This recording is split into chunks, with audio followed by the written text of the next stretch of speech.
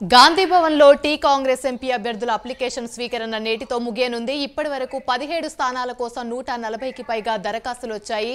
నిన్న ఒక్కరోజే 100కు పైగా దరఖాస్తులు చేసుకున్నారు. ఖమ్మం ఎంపీ సీటుకు కాంగ్రెస్ లో పోటీ పెరుగుతుంది. ఎంపీ సీటు కోసం బట్టి సతీమణి నందిని దరఖాస్తు చేసుకోనున్నారు. ఖమ్మం నుంచి గాంధీ భవన్ కు ర్యాలీగా బయలుదేరారు నందిని. ఇక గాంధీ భవన్ లో దరఖాస్తు అందజేయనున్నారు.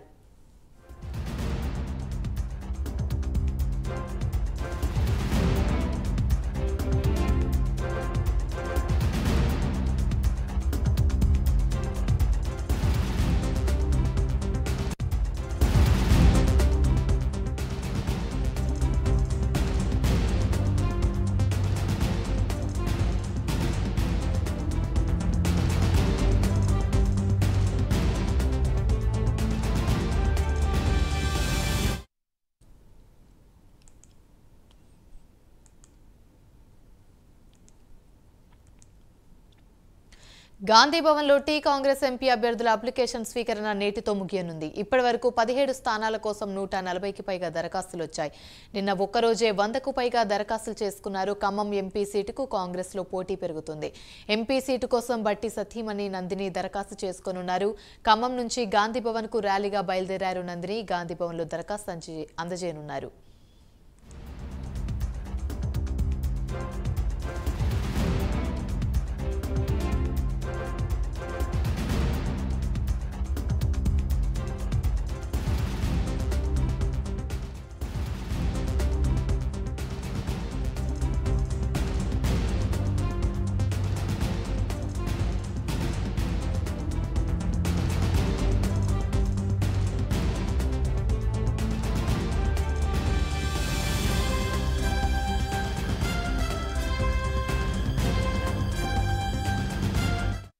రైట్, ఇదే అంశానికి సంబంధించి మరిన్ని వివరాలు మా ప్రతినిధి నాగేంద్ర అందిస్తారు. నాగేంద్ర, చెప్పండి. Thank you Yamini. ఈ రోజు కాంగ్రెస్ పార్లమెంట్ ఎన్నికలకు సంబంధించినటువంటి దరఖాస్తుల అంశంలో ఈ రోజు చివరి రోజు కావడం ఉంది. ఈ రోజు భారీగా దరఖాస్తులు వెలువెత్తేటటువంటి అవకాశం ఉంది.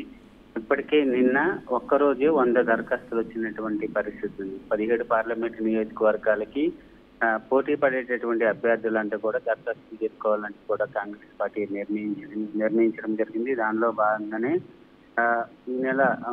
పోయిన నెల 31వ తేదీ నుంచి కూడా దరఖాస్తులు స్వీకరించడం జరుగుతుంది.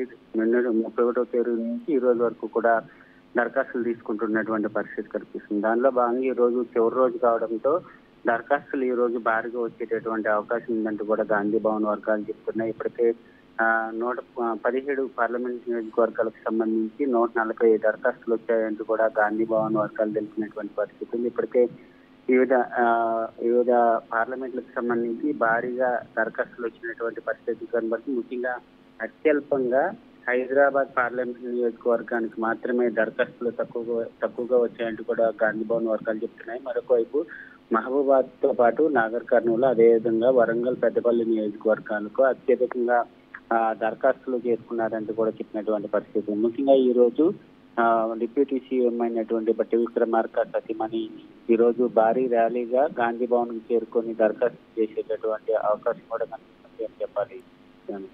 Right, thank you.